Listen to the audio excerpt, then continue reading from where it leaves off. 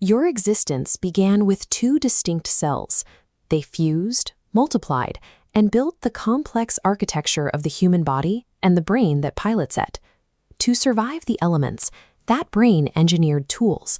We shaped bronze and wood to move across the landscape, conquering the physical world around us.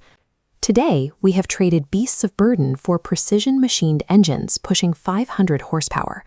Our mastery over the outside world is comprehensive. The average person today lives in conditions of affluence and comfort that our ancestors would consider royal, surrounded by conveniences once beyond imagination.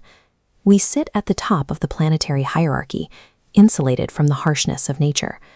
But the tools that got us here, our profound intelligence, have turned inward, acting as a relentless factory for misery. We enjoy extreme physical comfort while simultaneously experiencing a sharp, accelerating breakdown in global mental health. Public health institutions are tracking this decline closely. The World Health Organization looks at the trajectory of these statistics, and their models reveal a concerning trend. This chart highlights an alarming projection. Experts predict that between the years 2045 and 2055, 20% of the human population could commit suicide. You can see the warning signs long before it reaches that extreme. Children naturally carry an undeniable exuberance, but as we age, that joy drains away, replaced by a grave, heavy disposition. If an external threat attacks us, we can put up defenses or walk away. But when our own thoughts and emotions start poking us from the inside, there is nowhere to run. External technology cannot solve this. When the threat is manufactured by the mind's own intelligence, the only way out is to address the mechanics of the mind itself. To understand how to fix this, we look past abstract concepts and dive down to the microscopic, physical reality of the human body.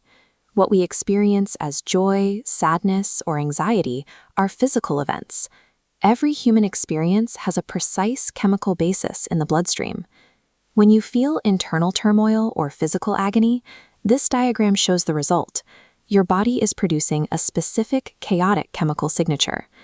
States of deep peace and tranquility carry different chemical markers. The harsh collisions stop, and the biological system runs smoothly. Regulating this inner chemistry works through internal technology. Just as we use tools to master the physical world, these subjective tools can master our internal state. Medical researchers are measuring this objectively.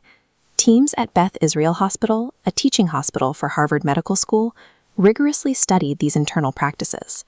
Their findings showed that with dedicated practice, a measurable positive shift in a person's baseline blood chemistry occurs within 6 weeks. Because our emotional experience is biologically grounded, mental suffering becomes an engineering problem. And like any engineering problem, it can be solved by applying the right tools. Taking control of this inner chemistry might sound complex, but the process of adopting it is no different than basic physical hygiene. In 1865, half of all American men past the age of 45 had lost their teeth. Proper dental care was exceedingly rare. Maintaining your teeth is now a given. That shift happened because parents made brushing teeth an uncompromisable daily habit in the home. Managing our mental and emotional state requires the same approach.